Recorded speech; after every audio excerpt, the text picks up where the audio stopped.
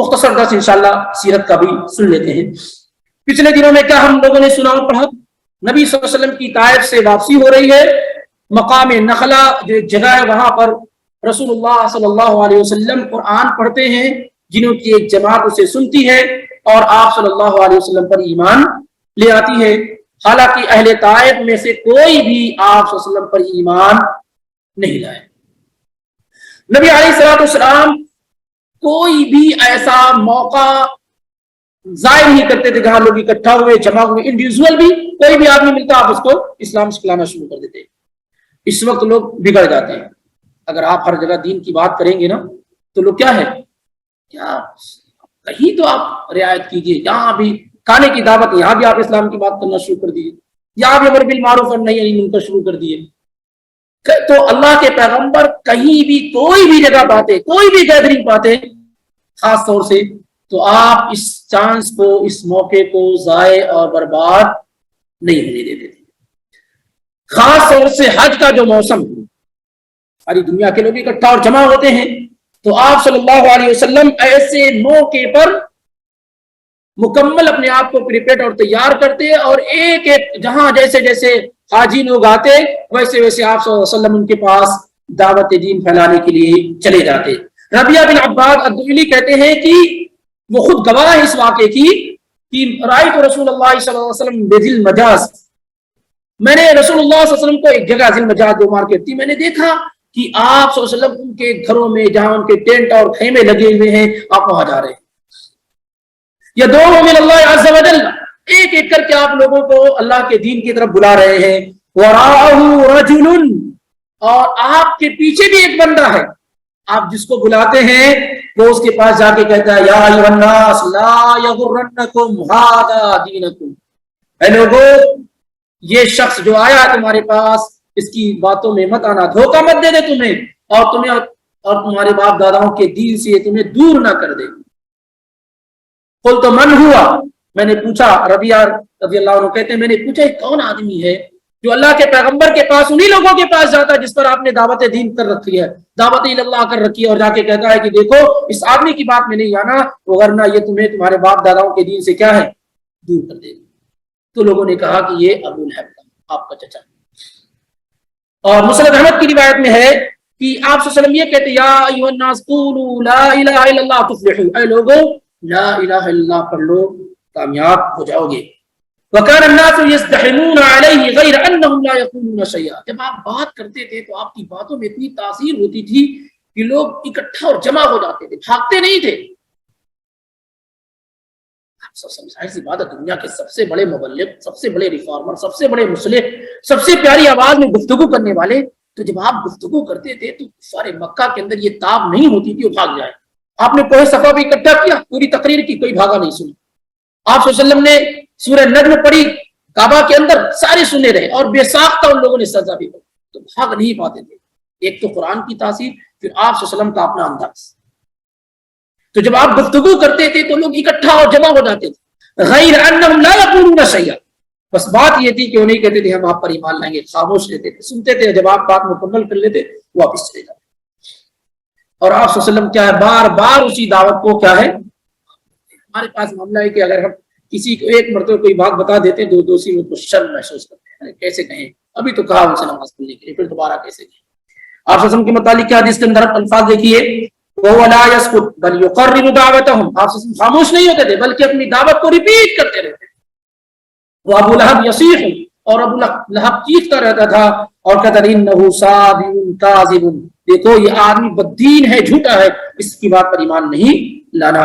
اور ایسے ابو لہب کہتا تھا وہ چاہتا ہے نبی صلی اللہ علیہ وسلم کے متعلق، وہ چاہتے ہیں کہ تم کو تمہارے لات اور عزا وغیرہ، یہ بڑے بت تھے، بہت بڑے بت تھے جن کی محبت اہل مکہ کے دل و دماغ کے اندر بسی ہوئی تھی، تو وہ کہتے دیکھو یہ لات اور عزا سے تمہیں دور کرنا چاہتے ہیں، ان کے پیغام میں کیا ہے، ان کے پیغام کو آپ قبول کر لو گے تو لات اور عزا تمہارے دل و دماغ سے کیا ہے، نکل جائیں گے۔ علی بن ابی طالب رضی اللہ تعالیٰ عنہ کہتے ہیں لما امر اللہ نبیہ ان یعرض نفسہ علی قبائل العرب، جب اللہ کے نبی علیہ السلام کو اللہ تعالیٰ نے حکم دیا کہ آپ اپنے آپ کو عرب کے قبائل پر پیش کیجیے، جتنے بھی قبیلے ہیں آپ پیش کیجیے، آپ ایک ون بائی ون ایک ایک قبیلے کے بعد شروع سے جا رہے تھے، لیکن جب طائف سے واپسی ہوئی تو آپ صلی اللہ علیہ وسلم کا جو دعوتی مشن تھا وہ بہت تیز ہو گیا، اور ایک ایک قبیلے کے پاس، بنو ساسا کے پاس، بنو حنیفہ کے پاس، جتنے بھی بڑے بڑے قبیلے تھے قریش کے علاوہ، سب کے پاس آپ گئے، لیکن کسی نے آپ صلی اللہ علیہ وسلم کی دعوت کو قبول نہیں۔ یقینی طور پر نبی صلی اللہ علیہ وسلم کی زندگی کو اگر دیکھیں گے، جس قدر جدوجہد آپ صلی اللہ علیہ وسلم نے کی، ہم اور آپ ہوتے تو مایوس ہو کر کے بیٹھ جاتے۔ ایک ایسا وقت کا سب سے بڑا انسان دعوتی سفر کے لیے طائف جاتا ہے، واپس آنے تک ایک آدمی مسلمان، یہاں پر اگر ایک جماعت نکل جاتی ہے تو چند لوگوں کو اپنی جماعت میں شامل ہی کر کے واپس لوٹتی ہے۔ جماعت اگر نکل جائے اور وہ واپس لوٹتے لوٹتے کیا کسی نہ کسی کو اپنی جماعت میں کیا ہے شامل کرے، لیکن دیکھیے وقت کا اتنا بڑا نبی اور پیغمبر، پورا طائف کا سفر واپس خالی صفر کے واپس، پھر بھی کوئی مایوسی نہیں ہوتی ہے۔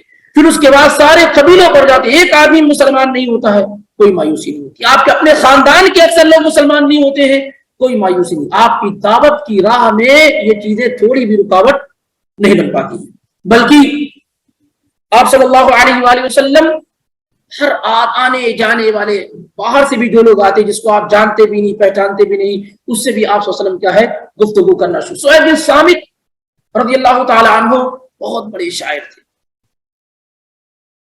جب وہ آئے تو آپ صلی اللہ علیہ وسلم نے ان سے ملاقات کی، کہا کہ میں آپ کو کچھ سنانا چاہتا ہوں، تو اس نے کہا کہ جو آپ سنا رہے ہیں وہ میرے پاس موجود، اس سے بہتر ہے۔ کہا ٹھیک ہے سناؤ، تو انہوں نے چند اشعار وغیرہ جو تھے وہ سنائے۔ نبی صلی اللہ علیہ وسلم نے جب قرآن پڑھا تو کہا میرے پاس جو ہے وہ آپ سے بہت بہتر ہے، تو شخص ایمان لیا۔ انشاءاللہ وہ ایک ایک کر کے چند لوگ جو مدینے سے آ کر کے آپ صلی اللہ علیہ وسلم پر ایمان لائے اور دوسری جگہوں سے آ کر کے یمن وغیرہ سے، تو ان کے اسلام لانے سے بڑا فائدہ پڑا، تو فیر بن عمرہ دوسی وغیرہ اور دوسرے، تو انشاءاللہ آئندہ ہفتے یا اس کے بعد والے ہفتے میں ان کا ایک ذکر کیا جائے گا کہ ایک آدمی یہ نہ سمجھے کہ میں تنہا ہوں۔ بہت سارے لوگ کہتے ہیں میں تنہا کیا کر سکتا ہوں؟ آپ تنہا وہ کر سکتے ہیں اللہ کے نام سے اگر شروع کریں کہ جو بڑی جماعت بھی نہیں کر سکتی۔ بہت سارے لوگ اس لیے اپنے آپ کو کہتے ہیں میں اکیلا کیسے کیا کر سکتا، اکیلے ہی لوگوں نے کیا ہے بہت بڑا کام کیا، انشاءاللہ ان کے متعلق ذکر آئے گا۔ تو نبی علیہ الصلوۃ والسلام کیا ہے حج میں، حج کے علاوہ دنوں میں جب بھی کوئی قافلہ کچھ لوگ بھی آتے تو آپ ان کو کیا ہے اسلام پیش کرنا شروع کر دیتے ہیں۔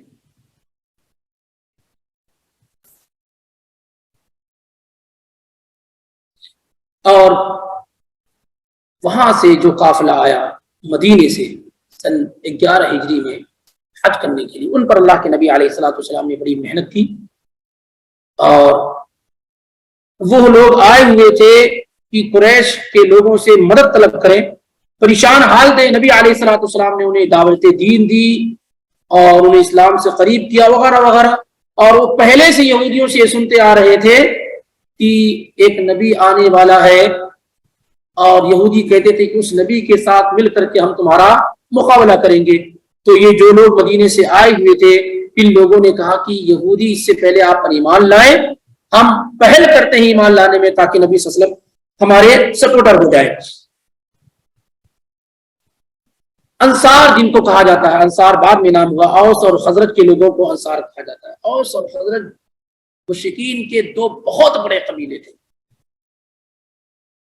اور دونوں آپس میں اس زمانے میں پائے جانے والے جتنے قبیلے تھے ان میں سب سے بڑی دشمنی رکھنے والے اوس تھے۔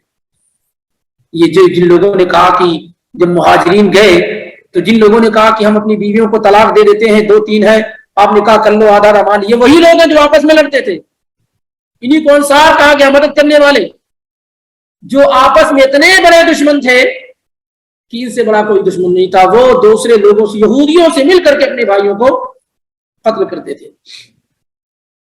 تو اللہ کے نبی علیہ الصلوۃ والسلام 1 by 1 کر کے بھی ایک لوگوں کو بھی، اور اسی طریقے سے قبیلے میں جا کر کے بھی آپ صلی اللہ علیہ وسلم نے اسلام کو پھیلانے کی کوشش کی۔ نہ ماننے کی شکل و صورت میں آپ صلی اللہ علیہ وسلم کے ہاں کوئی مایوسی نہیں ہوئی۔ خاص طور سے چند نام بڑے ہی اہم ہیں جن میں یاس ہے، سہیل بن صامت ہے، طفیل ہے، اور زماد الازدی ہے، اور اسی طریقے سے ابو ذر الغفاری۔ یہ لوگ اللہ کے رسول صلی اللہ علیہ وسلم کے پاس جب آئے تو زماد الازدی تو یمن کے رہنے والے جھاڑ پھونک کرتے تھے. تو لوگوں نے نبی صلی اللہ علیہ وسلم کے متعلق یہی کہہ رکھا تھا کہ بہت بڑے جادوگر ہیں. تو وہ نبی صلی اللہ علیہ وسلم کا علاج کرنے کے لیے آئے تھے. زباد الاسدی رضی اللہ عنہ وہ جھاڑ پھونک کرتے تھے. تو لوگوں نے کہا کہ جو مکہ کے اندر ہے وہ جادوگر ہے, دیوانہ ہے. تو آئے نبی صلی اللہ علیہ وسلم کے پاس کہ میں جو ہے جھاڑ پھونک کرتا ہوں اور مجھے آپ کے بارے میں ایسا ایسا خبر ملا, میں آپ کا علاج کر دیتا ہوں.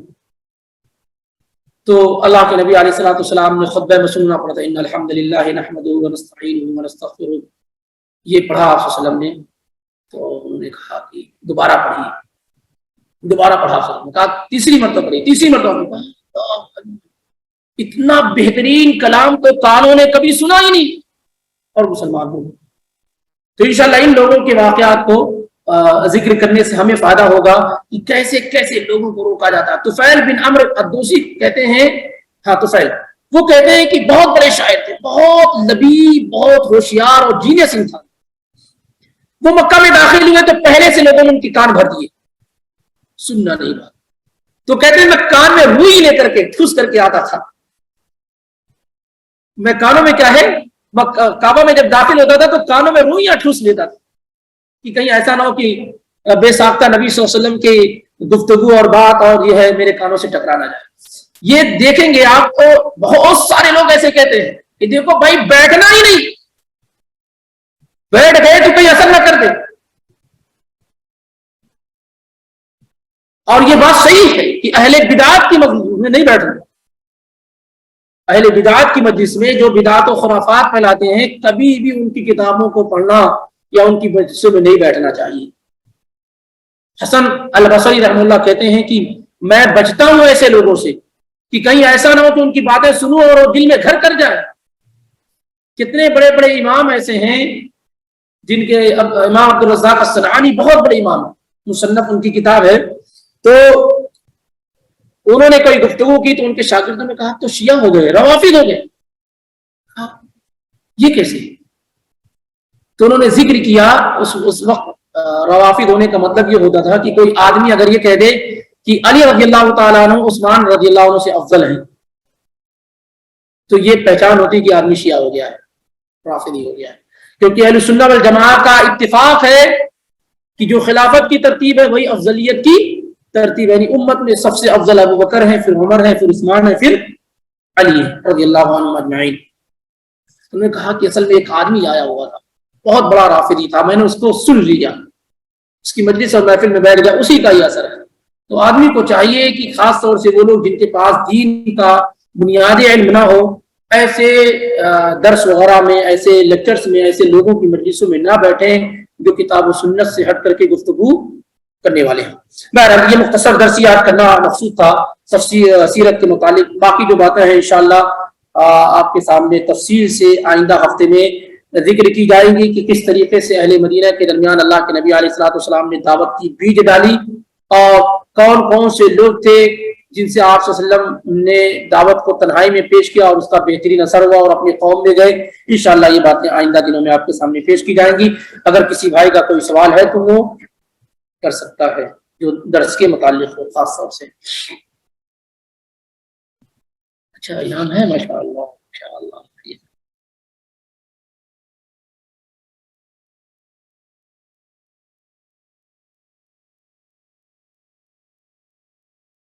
الحمدللہ آج ہماری لسٹ میں پورا نمبر حاصل کرنے والے 7 لوگ ہیں اور وہیں پر تعجب یہ بھی ہے کیونکہ میں ان کا نام نہیں ذکر کروں گا جن سے خطا ہوئی اور بڑی بڑی خطا ہوئی. ان میں وہ لوگ بھی ہیں جو جن سے بڑی اور عقدی خطا ہوئی, جیسے اللہ تعالیٰ کہاں ہر جگہ ہے, یا یہ نہ جاننا کہ اللہ تعالیٰ واقعی ایکچوئل کہاں ہے, یا اسی طریقے سے اللہ تعالیٰ کی صفات, ہاتھ اور اسی طریقے سے چہرے وغیرہ کا ذکر کیا گیا تو اللہ تعالیٰ کا چہرہ ہے کہ نہیں. تو میں نے ایک سوال اس میں آپشن رکھا تھا کہ کچھ کہا نہیں جا سکتا, ہو بھی سکتا نہیں بھی ہو سکتا, تو اس کو ٹک کیا گیا. تو اللہ تعالیٰ کے متعلق اتنی کمزور معلومات کہ اس کا چہرہ ہے کہ نہیں ہے, کنفیوژن ہو آپ کو کہ ہو بھی سکتا نہیں بھی ہو سکتا ہے, یہ بہرحال مناسب نہیں ہے. تو جو لوگ اتنے کمزور علم والے ہوں تو ان کو چاہیے کہ وہ اپنا علمی لیول کیا ہے ہر حال میں اونچا اور بلند کریں، کیونکہ ان چیزوں کا تعلق کیا ہے عقیدے سے ہے، تو اس کو درست اور صحیح کریں۔ نمبرات وغیرہ ایک الگ سی چیز ہے، کم بیشی ہونا، لیکن اس سے یہ ہوتا ہے کہ یہ معلوم ہو جاتا ہے جو سوال بنانے والا شخص ہوتا ہے کہ جو غلطیاں ہو رہی ہیں وہ کہاں ہو رہی ہیں۔ ایک غلطی ہوتی ہے کہ آپ نے کسی چیز کو سمجھا نہیں، وہ نہیں، اور ایک وہ غلطی ہے کہ جس پر ہم مسلمان ہیں، جس کی وجہ سے ہم مسلمان کہے جاتے ہیں، وہ نہیں بنیادی مسائل میں اگر غلطی ہو رہی ہے تو کیا ہے؟ جیسے کوئی آدمی یہ کہے کہ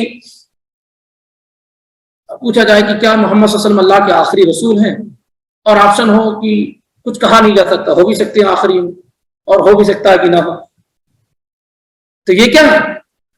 یہ بنیادی غلطی ہے۔ یہ کیا ہے؟ یہ بنیادی غلطی ہے۔ ایسے اللہ تعالیٰ ہر جگہ ہے، یہ سب بنیادی غلطیاں ہیں، سمجھ رہے ہیں؟ یا اللہ تعالیٰ کا چہرہ ہے کہ نہیں، ہو بھی سکتا نہیں ہو سکتا، یہ سب بنیادی غلطیاں ہیں۔ تو اسی لیے کہا جا رہا ہے کہ اگر آپ اس کو انشاءاللہ سوالات بڑی تیزی سے بنائے جاتے ہیں لیکن پھر بھی فائدے سے خالی نہیں ہو سکتے، آپ اس کو حل کرنے کی کوشش کریں۔ بہرحال پھر بھی پچھلے دنوں کے حساب سے تعداد بہتر رہی ہے، اور سوالات بھی میں نے کم کر دیے کہ ہو سکتا ہے کہ لوگ سوالات کی زیادتی کی وجہ سے بھاگ رہے ہوں۔ المہم، جن لوگوں نے پورے نمبرات حاصل کیے ہیں وہ ہیں سلمان اثیری، ایسے کچھ نام ہے، دوسرا نام ہے عبداللہ عبد الوہاب، تیسرا نام ہے ام حنیفہ، اور چوتھا نام ہے سدرہ فاطمہ، پانچواں نام ہے عائشہ عالم، چھٹا نام ہے محمد صلاح الدین، اور ساتواں نام ہے ام انس۔ کیا ان میں سے کوئی بھی نہیں؟ کیا ان 7 لوگوں میں سے کوئی بھی نہیں ہے؟ یا ان کی طرف سے کوئی انعام لینے والا نہیں ہے؟